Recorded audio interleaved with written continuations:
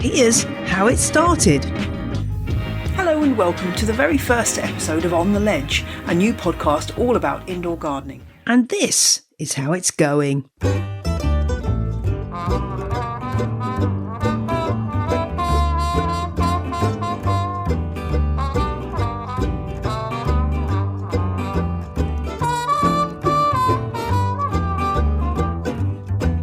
Hello and welcome to episode 200 of On the Ledge podcast. Woohoo! Fascinating facts about the number 200. Apparently it's the smallest base 10 unprimable number. I have no idea what that means. Apparently it's also a harshad number and an abundant number. But the most important thing about the number 200 is it's how many episodes of On the Ledge there have been. It is 241 weeks and 3 days since On the Ledge launch. So that means there's only been 41 weeks in the past almost 5 years that I haven't done an episode of On the Ledge. Isn't that incredible? My work ethic is good. It's not a normal episode because I'm not feeling in a normal mood, and for that I give zero apologies. We're going to be hearing from former guests of the show and of course you the listeners about what's changed in your houseplant world since February 2017. Let's warm up by finding out who's joined the Patreon On the Ledge community this week. I'm particularly excited to announce that I have my first patron from Ghana. Kojo from Accra has become a legend, and Charlotte from the UK has also joined the crew of legends, my most popular tier of the On the Ledge Patreon offering.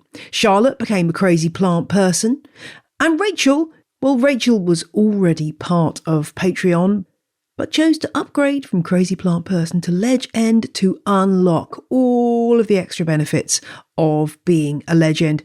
That means ad-free episodes, 2 episodes of an extra leaf every month, and access to the first 50 episodes of On the Ledge, which are now exclusive to Patreon.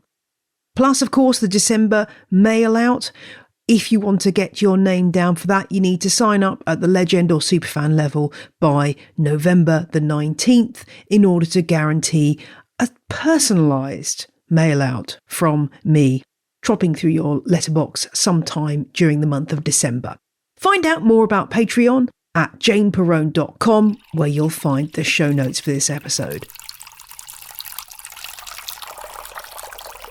Let's start by talking about what's changed in my houseplant world since that time. If you have a look at the picture that's on my website, I really do need to update it. That was taken, I think, sometime during 2017. And you'll note there that I have not that many plants, relatively speaking. I think my plant collection has probably tripled, quadrupled during that time. So those of you who complain that On the Ledge makes you buy plants, well, I'm sorry, but it makes me buy plants too. My Hoya collection has gone from, I think, 1 or 2 to maybe 20, 25 now. I've got a lot more cacti than I had, and I've also had tremendous fun growing things from seed too. The second thing to note is that back in February 2017, the word COVID-19 was completely unknown to us, and yet here we are, getting to grips still with a global pandemic that has killed millions of people. I don't really like to think of a silver lining to the COVID-19 situation because obviously there's no silver lining for the millions of people severely affected by this virus. But what we can say is it has brought many millions of people into closer contact with nature, sparked a desire to grow stuff that maybe they didn't have before. And I know that hundreds, if not thousands of you have come to houseplants as a result of being sat there in lockdown, wondering what to do with yourself and deciding that greening up your indoor space was the way to go. The podcast experienced a huge jump in listener numbers during the pandemic. It's dropped back a bit, obviously, because many people are now back to in inverted commas, normal life and are busy going to work and so on. And that's completely understandable. But it's been really exciting to see so many more people discover houseplants for the first time and get that thrill from seeing a new leaf unfurl, a flower bud form, or a healthy root system on their plant. We all know how exciting those things are, and it's just great to be able to share that with other people. The second thing that has changed for me is I have got qualified. I did my RHS level 2 during the period that the podcast's been going, and I managed to pass with commendation in all of the units, which I was really delighted with. It was hard work, but it was really satisfying to buttress up my botanical knowledge, and it does help me every day when I am working in the rest of my work and on this podcast. And that really encouraged me to get some botanists onto On the Ledge to do a botany occasional series, which I've really loved doing, and more of those episodes will be coming up in subsequent shows. I've really discovered that people are hungry for scientific knowledge about houseplants. The idea that we're all just want to look at pretty things, it's just not the case. You guys want to know about the science behind houseplants. So that's tremendously exciting. And I've heard from one of my former guests, Scott Zona, who's actually writing a botany book for gardeners due out late next year. So I will definitely be booking an interview with Scott to talk to him about that nearer the time. Sounds like a much needed work.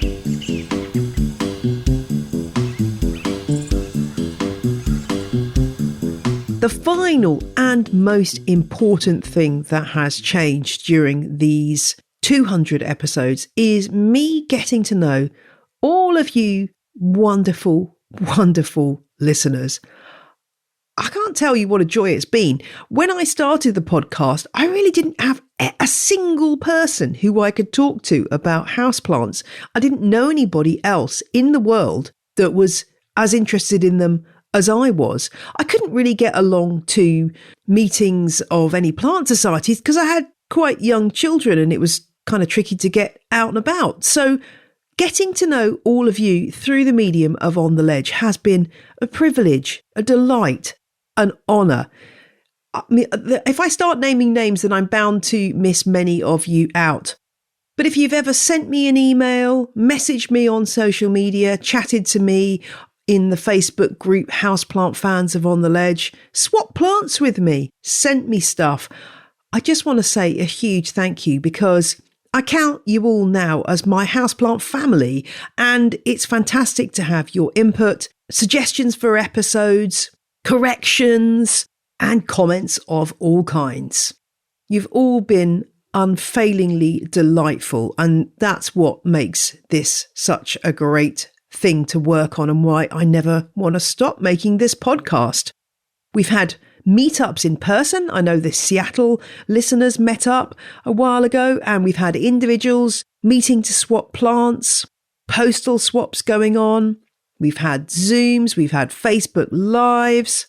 And I really hope that for anyone who's felt a little bit alone in their love of houseplants, that this has brought you into contact with lots of like-minded people, because that's what I really hoped for. And I have to say, mission accomplished. It really has been a delight. So now it's time to hear from some of you. Thanks to everyone who sent in voice memos. We'll hear those. And I'm also going to be reading out some of the comments that people made via email and messenger, because I know not all of you want to hear your own voice. So let's hear from some of you about what's changed since February 2017.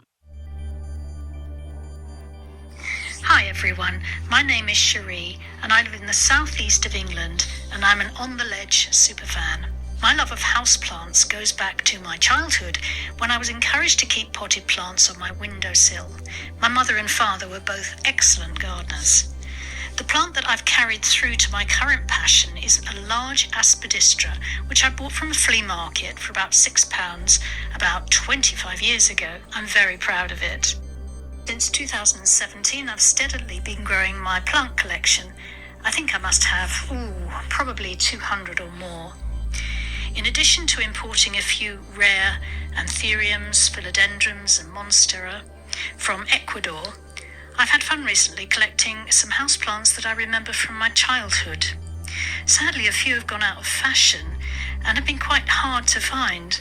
For example, I still haven't managed to source a kangaroo vine. I also enjoy collecting vintage books on houseplants, and I find the photos really inspirational when it comes to displaying my collection. I've concluded that if the 1960s was all about flower power, then the 1970s and 80s, certainly according to these books, must surely have been about leaf power, which I still appreciate and promote today. Lena has moved on from growing only orchids to houseplants in general and has become totally obsessed with Hoyas. Something familiar there, Lena. And since then, watering's gone from a 1-day ordeal to a 2-day ordeal. And Lena's husband calls her Crazy Plants Woman more often. I think we can all relate to that one.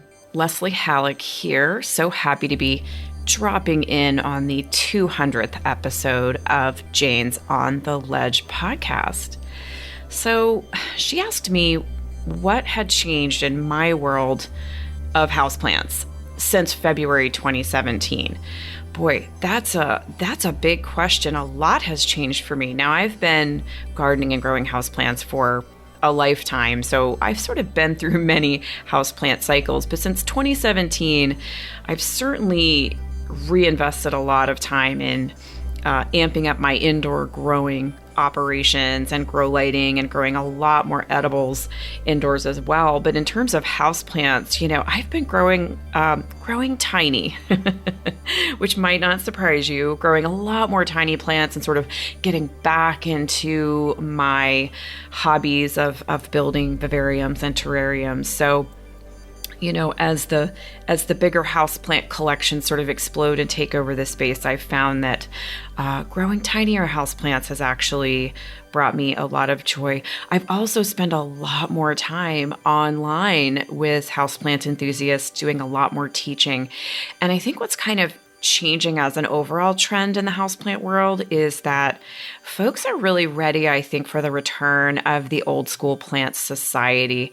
People are really looking for that community that you get from sort of the traditional plant societies, which sort of waned over the last 20 years. So that's sort of my prediction for kind of the next wave of houseplant community trends is the return of the plant society, but perhaps in a more digital, virtual space. Who doesn't miss plant shows and getting to show off your specimens of your favorite houseplants? So I think maybe that sort of environment online where people can come together and share their love for particular types of plants and then show them off and do a lot more learning online is sort of the next big thing. And that's where I'm really spending a lot of my time in terms of houseplant learning and education. Urban Biophiliac comes from a family of professional outdoor gardens, but until 4 years ago, they couldn't grow anything to save their life, according to them. And several ferns and a couple of bromeliads suffered along the way as Urban Biophiliac began to build some plant skills. And they say the only plant I could keep alive was a single little lucky bamboo. But since the pandemic, I decided to double down on the experimentation. Well, that is always something good to hear. And Urban Biophiliac now has an urban jungle I can be proud of and is able to keep ferns alive and thriving. Has been up to some propagation of everything from English ivy to Moses in the cradle. Clara got in touch with a warning that their response was going to be really cheesy. Clara writes, I met the love of my life in 2017. He's a really handsome and intelligent boy who will turn 4 years old next week. My son, Mark.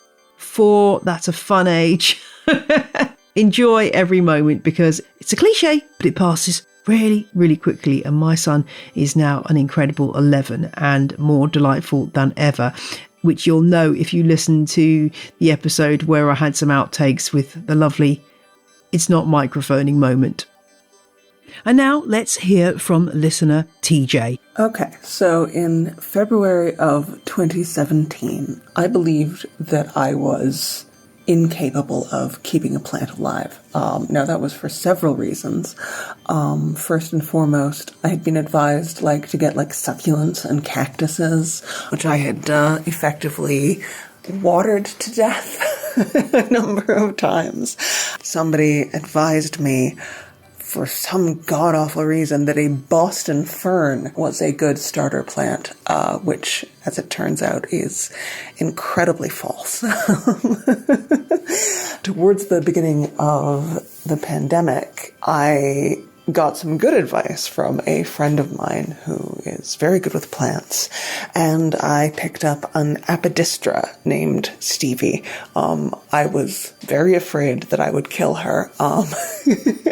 She is, of course, unkillable and has flowered several times. I'm now capable of keeping calatheas alive somehow. Basically in the last 2 years, I've gone from thinking that I was incapable of keeping any plant alive to keeping somewhat over 100 houseplants alive in my little apartment, despite my cats constantly trying to eat them. Emily had one orchid in 2017 that had been gifted to them, some of which were propagated, some of which Emily got herself. Emily has taken plants into the office and given cuttings to friends. And Emily writes, "I'm definitely plants obsessed now, and I still have that orchid, and it has produced some lovely flowers. But I recently got a second whippet puppy, which has sadly taken a liking to playing with my bird of paradise." Well, how can I not love a whippet story? Wolfie here is mostly whippet, to be quite honest, so I do love a whippet. But yes, I can imagine a whippet puppy is quite a handful. So cute though. Hi Jane, my name is Elle. I'm from Sydney, Australia. I really love listening to On the Ledge podcast, especially when I'm going for long walks around my neighbourhood. Congratulations on 200 episodes, that's amazing. Since 2017, the things that have changed for me have been, I used to be quite into succulents back then. I was starting to get into aroids, but I got a lot more into them probably in the last year or so. My plant knowledge has increased a lot, and my collection has also grown. I used to kill a lot of plants, and the most painful mistake that I made was killing a baby Monstera constellation with too much water. But it's helped me to be better at looking after plants as a result of those mistakes. Lots has changed, and really loving my collection and appreciating it more due to the help of your podcast. Thank you. Selena has gone from 5 plants when they found On the Ledge and is now up to almost 70. That's some rate of growth, quite literally. And Selena says they've learnt a lot from listening to On the Ledge. I've even become brave enough to try a few of the tougher calatheas, ferns and a croton, and they're still alive at the moment.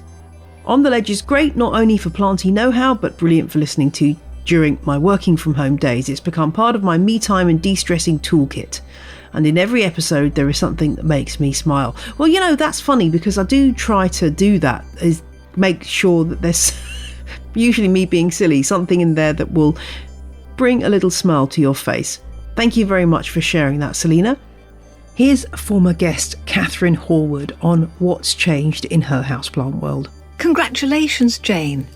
When I wrote Potted History, the story of plants in the home, in 2007, I admit I ended it on a rather pessimistic note, suggesting that houseplants had been pushed out of fashion by the ubiquitous Tide bunch of flowers. How wrong I was! Hooray! In 2020, Potted History was reprinted in paperback, and it needed a whole extra chapter to bring everything up to date with all the current trends. We even gave the book a new subtitle, How Houseplants Took Over Our Homes. Am I surprised? Not in the least. 3 things have driven this: changes in social mobility, improved technology, and the rise of social media. And guess what? It's all happened before, at various times in the 20th, but especially the 19th century. Of course, they weren't lucky enough to have access to the brilliant On the Ledge community, but without the plant explorers of that time, our windowsills would have been much emptier.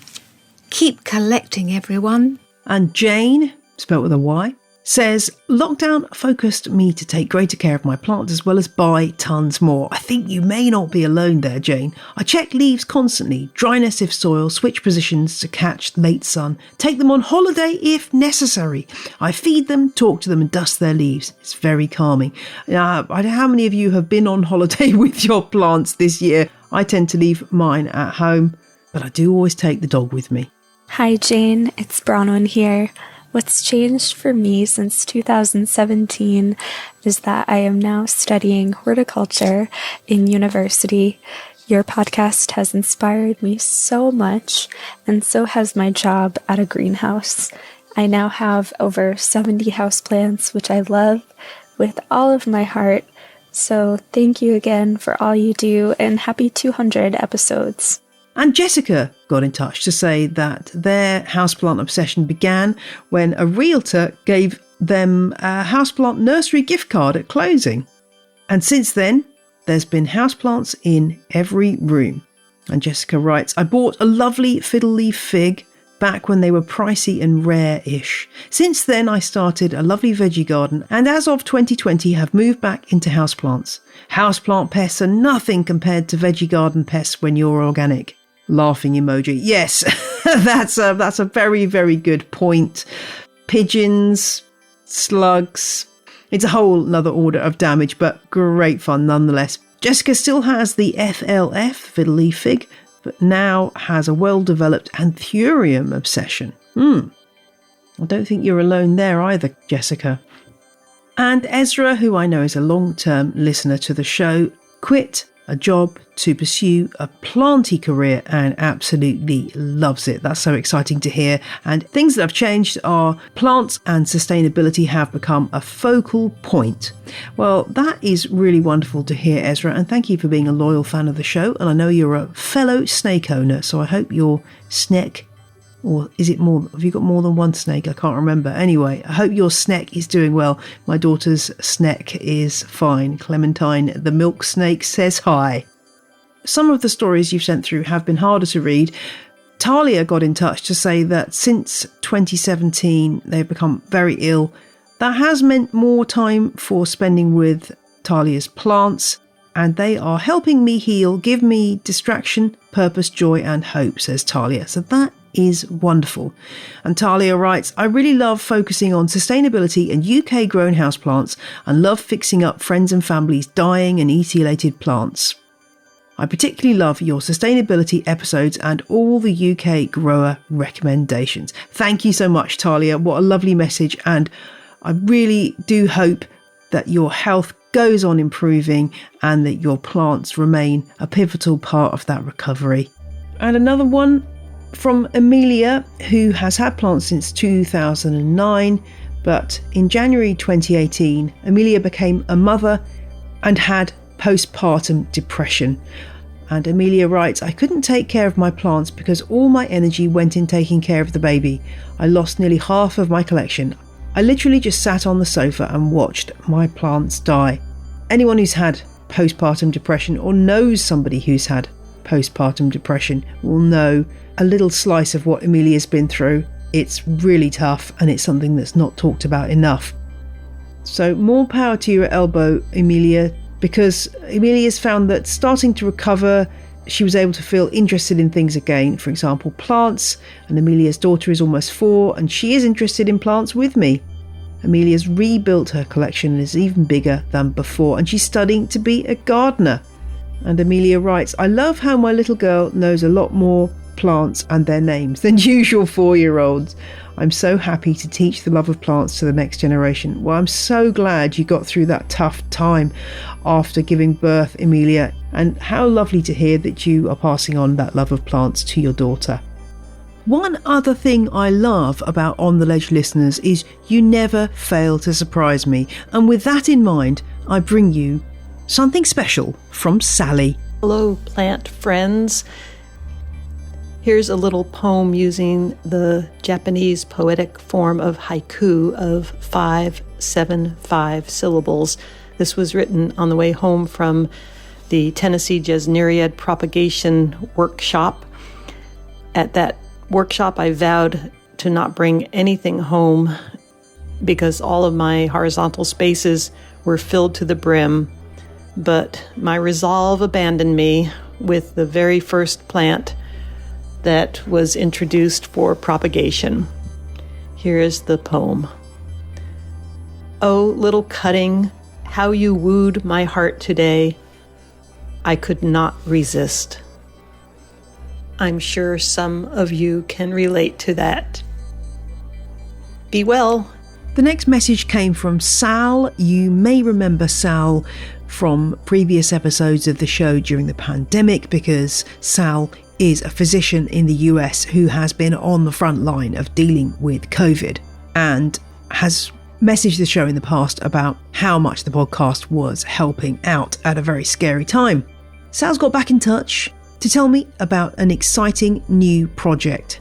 And Sal writes, I've had a long-standing dream of creating a greenhouse on my hospital's premises as a source of wellness and education for our patients. The loss of numerous patients due to the pandemic became the impetus I needed to finally take action. My colleagues and I received medical centre funding to change a glass smoke shack where patients leave the hospital to smoke cigarettes into a greenhouse. We've been fortunate to get donations of herbs, houseplants and microgreen seeds from local vendors. I have enlisted the help of a local master gardener volunteer, and soon we will begin classes for patients in the greenhouse. We plan to collect data to see if the greenhouse experience provides positive benefits to patients. It's very exciting. Thank you so much, Jane. Your amazing podcast gave me the knowledge and confidence to pursue this passion project. Whew, well, that is so exciting, Sal. I'm so happy that On the Ledge has helped you to achieve this amazing goal, and I'm really keen for you to stay in touch and tell me how you get on. How wonderful it's going from being somewhere where people smoke cigarettes to somewhere where people can grow plants. That is a wonderful achievement, and thanks so much for sharing that with me, Sal. And here's a note from Hayley. In January of this year, I bought my first home and made a move about 4 hours away to a colder climate. At the time, I owned just over 100 houseplants. I sold all but 15 small plants, which I felt would be the most hardy. I took the last 10 months learning about my new environment and testing my self-control by not acquiring a single new plant. I recently bought in a couple of ficuses, as those seem to be doing really well in my new home. I'm loving having a smaller number of plants to tend to and really take the time to care for. This past year, perhaps unexpectedly, helped me to step back and discover what types of plants and how many work well with both my home and lifestyle. Thrilled to be jumping back into your podcast after a brief break. It's always a much welcome form of relaxation for me. And Sarah writes, when I first heard your podcast years ago, it gave me the courage to throw away my rather ratty succulent houseplant I'd slowly been killing for about a year. As a gardener and a green thumb, I took it as a personal affront that any houseplant could go under my care. On your show, you expressed how some of your plants didn't live and it was okay. You're an expert and this happened to you too? Revolutionary. I no longer view my succulent as a failure, but a stepping stone to my growth as an indoor plant parent. Also, as an exercise in self-acceptance and letting go of expectations. Recently, I have welcomed succulents back into my home, equipped with more knowledge now on their indoor care. That's such a great story. Yes, letting go of expectations, something I'm still working on, but it's definitely a lesson worth taking. And Fuller got in touch to tell me that the past 4 and a bit years have meant discovering 2 new passions, jungle cactus and then desert cactus. I have big windows in my house and decent windowsills, so I'm happy to stuff them full of plants. Oh, lucky you, Fuller. And Fuller remarks that the houseplant buying was definitely aided, although there's a question mark in brackets after the word aided, by being part of a number of Facebook groups. And Fuller writes, I found them a bit overwhelming and they definitely drove my plant buying more than perhaps I would have on my own. I've left all but one Facebook group now, much to my relief. Instagram has affected my plant buying, but not as much and in a different way. I'm not likely to buy many more plants now, maybe a few special ones. I'm running out of space. The saddest thing for me was losing my huge rubber tree to red spider mite last year. It was 20 years old, and I fought to save it, but just couldn't. R.I.P. Foller's Ficus elastica. That's a sad one. When I've had the opportunity to meet listeners, I'm delighted to report that they've all been as wonderful in person as they were in the virtual world. And that applies to listener Bobby, who I've had the pleasure to meet at least a couple of times. And he sent me this message about the 200th episode. Before discovering the podcast in 2017, I considered myself a bit of an oddball for loving houseplants. Listening to the podcast for the first time was akin to opening a treasure trove of horticultural nuggets.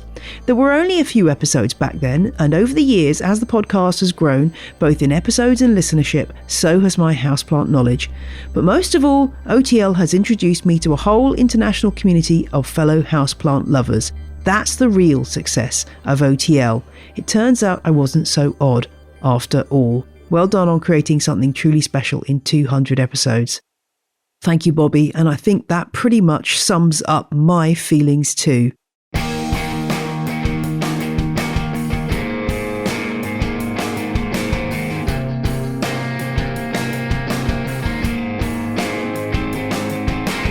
That is it for this week's episode. It just remains for me to say thank you to everyone who contributed their thoughts to this episode. And I'm raising a glass, well actually it's a blue plastic cup, which dates back to my children's toddler days, to say cheers for being such a wonderful listenership. And I hope I'll still be here in another 200 episodes, and so will you. Just to let you know, no episode next week. It's half term, but I'm going to be spending the week slogging away on Legends of the Leaf, my houseplant book manuscript. So I'll be back with a new episode on November the 5th. In the meantime, I recommend that you hug at least one tree this week. Because you know what? No one ever felt worse from hugging a tree. It's a wonderful thing to do. Give it a try this week. Take care. Bye!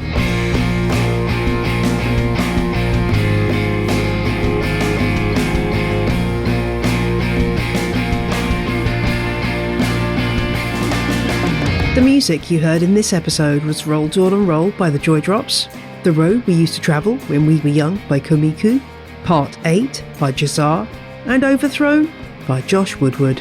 All tracks are licensed under Creative Commons. Visit the show notes for details.